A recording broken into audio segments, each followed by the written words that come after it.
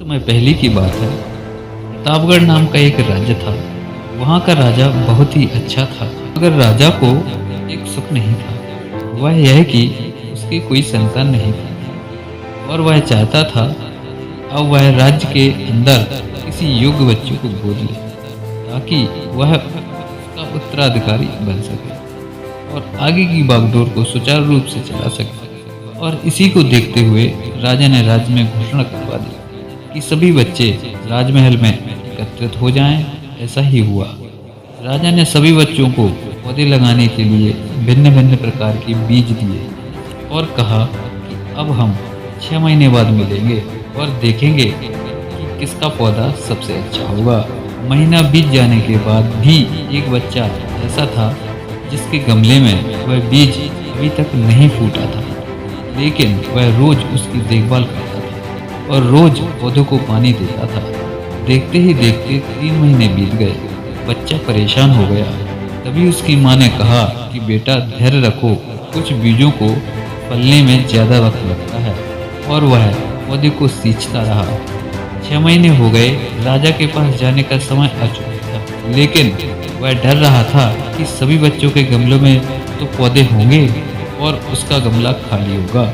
लेकिन वह बच्चा ईमानदार था और सारे बच्चे राजमहल में आ चुके थे। कुछ बच्चे जोश से भरे हुए थे, क्योंकि उनके अंदर राज्य का उत्तराधिकारी बनने की प्रबल लालसा थी। अब राजा ने आदेश दिया, सभी बच्चे अपने अपने गमले दिखाने लगे, मगर एक बच्चा सहमा हुआ था क्योंकि उसका गमला खाली था। तभी राजा की नज़र उस गमले पर गई। उसने पूछा, तुम्हारा गमला तो खाली है।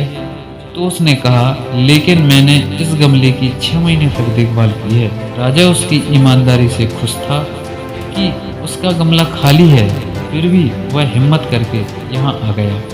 सभी बच्चे के गमले देखने के बाद राजा ने उस बच्चे को सभी के सामने बुलाया।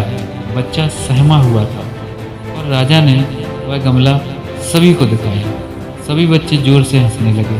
राजा ने कहा, शांत हो जाइए, इतने खुश मत होइए। आप सभी के पास जो पौधे हैं वो सब बंजर हैं। आप चाहे कितनी भी मेहनत कर लें, उनसे कुछ नहीं निकलेगा। लेकिन असली बीज यही था। राजा उसकी ईमानदारी से बेहद खुश था और उस बच्चे को राज्य का उत्तराधिकारी बना दिया। लेकिन हमें इस कहानी से क्या सीखने को मिला? अपने अंदर ईमानदारी का होना बहुत ज़रूरी है। अगर हम खुद के साथ ईमानदार हैं तो जीवन के किसी न किसी पड़ाव में सफल हो ही जाएंगे, क्योंकि हमारी औकात हमें ही पता होती है। हम खुद को पागल बनाकर खुद का ही नुकसान करते हैं। आप सभी को ये स्टोरी अच्छी लगी हो तो लाइक शेयर सब्सक्राइब जरूर करें।